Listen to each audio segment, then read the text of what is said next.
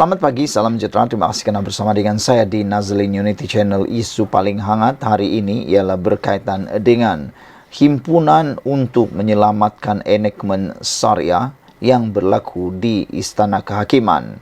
Namun demikian, ada beberapa soalan yang patut dijawab oleh Perikatan Nasional, kata beberapa komen daripada netizen.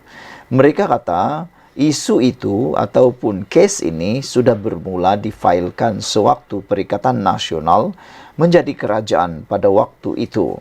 Tapi kenapa pada waktu itu, kata mereka, Perikatan Nasional dan PAS khususnya tidak membuat bantahan, kata mereka. Setelah mereka selesai ataupun setelah PAS dan Perikatan Nasional kehilangan kuasa dan bukan lagi kerajaan, barulah mereka bertindak bersungguh-sungguh menghalang daripada perkara ini berlaku. Oleh sebab itulah, seorang daripada pemimpin Pakatan Harapan telah pun tampil menyatakan pertanyaan yang panas, iaitu pemimpin amanah Mujahid. Beliau mempersoalkan mengapa Perikatan Nasional seakan-akan baru menunjukkan keprihatinannya terhadap isu itu, sedangkan notis awal berkaitan atau berkenan perkara ini difailkan pada 25 Mei 2022. Dan waktu ini kerajaan masih lagi dianggotai oleh Perikatan Nasional dan tentunya PAS.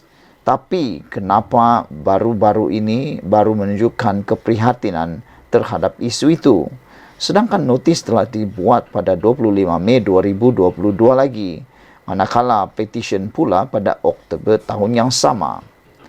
Ketika itu, PAS menjadi sebahagian kerajaan yang dibentuk bersama Perikatan Nasional, Barisan Nasional dan Gabungan Parti Sarawak GPS, sebelum dibubarkan pada Oktober untuk memberi laluan kepada PRU 15. Kenapa pertikaikan kami yang sebelum ini yang tak tahu pun? Isu dia sebenarnya semua pihak pun tidak tahu. Apa jelas sekarang sedang dibicarakan buat waktu ini? Kata Tuan Ibrahim yang turut mempertikaikan mengapa Mujahid tidak berbuat sesuatu selepas mengetahui enakmen berkenan ingin dicabar. Ahli Parlimen Kubang Krian itu ditemui selepas menghadiri himpunan Selamatkan Syariah di Istana Kehakiman, iaitu sempena pendengaran kedua petisyen berkenan hari ini. Oleh sebab itulah, dengan tajuk "Dulu Tak Tahu, Sekarang Bantah Sebab Dah Jelas," kata pemimpin PAS, ini alasan daripada Tuan Ibrahim Tuan Man mengapa PN sekarang membantah petisyen Undang-Undang Syariah Kelantan kerana telah dibicarakan di mahkamah.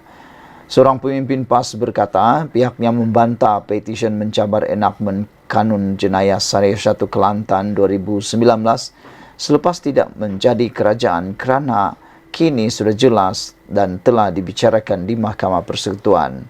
Namun yang dilihat oleh netizen sebaliknya, kata mereka, sepatutnya sewaktu mereka sedar bahawa petisyen itu telah pun dilancarkan, mereka patut menolak petisyen itu, kata mereka lagi.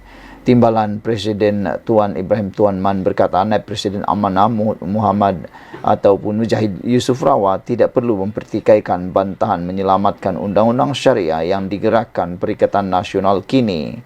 Pada 11 November lalu, Mujahid mempersoalkan mengapa PN seakan-akan baru menunjukkan keprihatinannya terhadap isu itu, sedangkan notis usul berkenan difailkan pada 25 Mei 2022, manakala petition pula pada Oktober tahun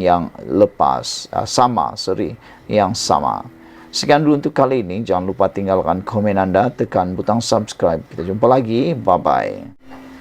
Selamat pagi, salam sejahtera. Terima kasih kerana bersama dengan saya di Nazlin Unity Channel. Hari ini kita digemparkan dengan isu tiada seorang pun ahli parlimen yang hadir dalam persidangan parlimen hari ini. Wah, ini memang paling panas. Ini memang bukan calang-calang. Tak pernah berlaku di mana-mana dan khususnya di Malaysia. Tak pernah berlaku seorang pun ahli parlimen tak hadir bagi blok pembangkang. Apa sudah jadi dengan mereka? Kemana mereka pergi? Tak jalankan tugas ponteng dengan tanda petik ponteng ini. Apa yang mereka buat? Sedangkan tugas utama mereka dipilih, diundi oleh rakyat ialah mengikuti dan hadir dalam Dewan Rakyat di Parlimen. Itu tugasan hakiki mereka. Mereka dibayar gaji untuk hadir dalam Dewan Rakyat di Parlimen, mewakili suara rakyat yang telah mengundi mereka di kawasan mereka, dan pastinya untuk menentukan dasar dan undang-undang negara. Namun disahkan hari ini, tiada seorang pun ahli Parlimen Pembangkang hadir pada persidangan hari ini. Sebahagian besar ahli Parlimen Pembangkang dilaporkan berada di Istana Kehakiman Putrajaya hari ini. Kalau sebahagian besar ahli Parlimen Pembangkang dilaporkan berada di Istana Kehakiman, yang selebihnya bakinya pula pergi ke mana? Takkanlah tak boleh hadir satu pun. Putrajaya hari ini hingga menyaksikan kerusi barisan pembangkang di Dewan Rakyat kosong sepenuhnya. Sehubungan itu, Speaker Dewan Rakyat Johari Abdul memberi lebih masa kepada ahli parlimen untuk membangkitkan sebanyak 3 lagi soalan tambahan. Sebenarnya ini satu keuntungan kepada kerajaan di parlimen kerana mereka dapat meneruskan apa yang mereka ingin sampaikan tanpa gangguan langsung. Malah, beberapa soalan yang dibangkitkan oleh ahli parlimen pembangkang juga dilangkau kerana mereka tidak hadir. Maknanya ini satu kerugian kepada ahli parlimen itu dan khususnya juga kepada kawasan parlimen yang diwakili. Kerana soalan-soalan itu tentunya sebagiannya datang daripada rakyat yang ada di kawasan mereka dan mereka nak tahu apa jawapan terhadap persoalan itu. Tapi oleh kerana kegagalan mereka hadir dan ponteng dengan tanda petik ponteng, maka sebab itulah ini mengecewakan ramai pihak. Kerusi barisan ahli parlimen pembangkang pada sesi persidangan pagi ini kosong tanpa kehadiran mana-mana wakil rakyat pembangkang.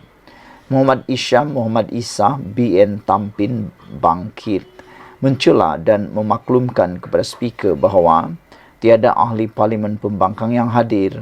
Tan Sri Speaker, bukan ramai tak hadir, seorang pun pembangkang tak ada hadir, kata Muhammad Isyam di Dewan Rakyat. Jimmy Puah daripada PH Tebrau pula berpantun mengenai ketiadaan wakil rakyat pembangkang ketika membangkitkan pertanyaan lisan. Datang parlimen pembangkang tiada, nasib baik menteri ada, soalan nombor 7, katanya berseloroh. Disebabkan ketiadaan ahli parlimen pembangkang, Johari membenarkan 3 pertanyaan tambahan dikemukakan kepada menteri atau timbalan menteri pada sesi pertanyaan lisan. Saya tidak nampak ahli parlimen Tanah Merah di dalam Dewan Rakyat, kata Johari yang turut mengalih soalan kepada pertanyaan lain. Soalan berkaitan pertanyaan Ahmad Azamzad Mohamed PN Kuala Terengganu, Wan Hassan Muhammad Ramli PN Dungun, Iqmal Hisham Abdul Aziz PN Tanah Merah serta Ali Biju PN Seratok naik pada sesi pertanyaan lisan pagi ini. Ahli Parlimen PAS Bersatu tidak hadir ke Parlimen hari ini dipercayai menghadiri himpunan di hadapan Istana Kehakiman di Putrajaya pagi tadi.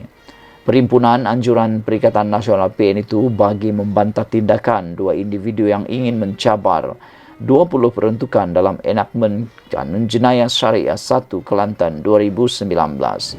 2 minggu lalu, Afnan Hamimi Taib Azamuddin PN Aluseta membangkitkan rasa tidak puas hati apabila menteri gagal hadir tepat masa pada sesi pertanyaan lisan di Parlimen.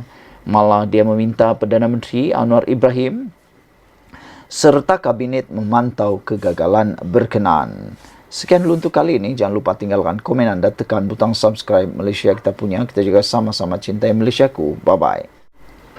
Selamat petang, salam sejahtera. Terima kasih kerana bersama dengan saya di Nazilin Unity Channel. Sejak akhir-akhir ini, kita dikejutkan dengan beberapa gesaan, paksaan supaya Muhyiddin Yassin segera melepaskan jawatan dan letak jawatan. Hal ini disebabkan oleh beberapa kelemahan kepimpinan beliau, kata penganalisis politik, antaranya memperlihatkan betapa beliau tidak dapat mengawal lagi ahli-ahli parlimen dalam Parti Bersatu apabila 4 orang ahli parlimen kini telah pun menyatakan sokongan penuh kepada Anwar Ibrahim.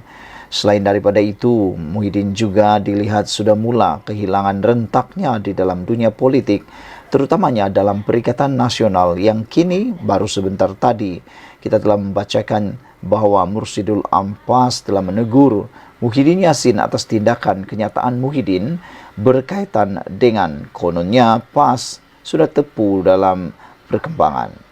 Hari ini melalui satu lagi cadangan daripada Sabudin.com, apa yang susah sangat kata beliau. Muhyiddin umum undur diri, licinlah proses peralihan kuasa. Rupa-rupanya mungkin ada masalah dalaman dalam Parti Bersatu yang ramai tak tahu. Tapi akhirnya hari ini mungkin kita tahu. Berdepan desakan yang kian meningkat yang mahukan Muhyiddin melepaskan jawatannya, Presiden Bersatu Muhyiddin Yassin yang ternampak semakin sedar tentang realiti. Ahli Parlimen Pagoh itu dilaporkan mengambil maklum dengan gesaan perlunya perubahan dalam kepimpinan parti yang didakwa ada kelompangan dan perlu dibaiki menjelang PRU 16 akan datang. Katanya, apa yang menjadi keutamaan berkaitan perkara tersebut ialah agar peralihan pimpinan Bersatu berjalan dengan lancar jika beliau memutuskan untuk berundur diri. Bagaimanapun Muhyiddin dalam masa yang sama belum dapat mengesahkan sama ada ingin berundur atau masih mahu mempertahankan jawatannya dalam pemilihan akan datang ini. Saya masih mempertimbangkan sama ada mempertahankan kedudukan atau sebaliknya pada pemilihan parti yang dijadualkan tahun depan. Katanya, sebagaimana diinterview oleh sebuah portal berita. Ini yang payah. Sekejap mengatakan sedar tentang gesaan perubahan dan adanya kelompangan dalam parti yang perlu kepada peralihan kepimpinan yang lancar, tetapi di waktu yang sama belum memutuskan pula sama ada ingin mempertahankan jawatan lagi atau tidak. Jika Muhyiddin benar-benar sedar tentang perlunya perubahan dan mahu peralihan kepimpinan berjalan lancar, keputusan tidak lagi mempertahankan jawatannya perlu segera dimuktamadkan. Peralihan kepimpinan dalam Bersatu tidak mungkin berjalan dengan lancar selagi Muhyiddin masih belum ada keputusan sama ada ingin mempertahankan jawatannya atau tidak. Hanya jika beliau mengumumkan berundur diri dan tidak lagi mempertahankan jawatannya saja akan menjadikan proses peralihan boleh berjalan dengan lancar. Dengan kedudukan Muhyiddin sudah tepu kerana pernah menduduki kerusi Perdana Menteri sebelum ini, selain ada kes mahkamah serta isu menantu yang melarikan diri, ini adalah asas paling kukuh perlunya beliau mengundurkan diri. Jika Muhyiddin terus memimpin Bersatu, gabungan PN tiada harapan lagi di mata rakyat kerana era kegagalannya sebagai Perdana Menteri sebelum ini akan terus menjadi igauan ngeri kepada para pengundi. Untuk menggantikan tempatnya, tiada pemimpin lain yang lebih lagak dan sesuai untuk mengambil alih teraju kepimpinan Bersatu selain Hamzah Zainuddin. Berjawatan Ketua Pembangkang di Parlimen, Ahli Parlimen Larut dan Setiausaha Agung PN Bersatu ini, beliaulah satu-satunya yang layak untuk mengemudi blok pembangkang menghadapi PRU 16 akan datang.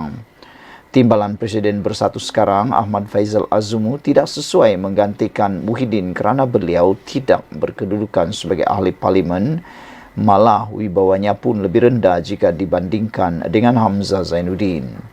Jadi, jika benar Muhyiddin mahu peralihan jawatan dan Bersatu berjalan lancar dan mahu PN ada masa depan yang cerah mendepani PRU 16 akan datang, beliau harus segera mengumumkan persaraannya dan tunjuklah nama Hamzah sebagai bakal penggantinya. Apa yang susah sangat? Sekian dulu untuk kali ini. Jangan lupa tinggalkan komen anda, tekan butang subscribe. Kita jumpa lagi. Bye-bye.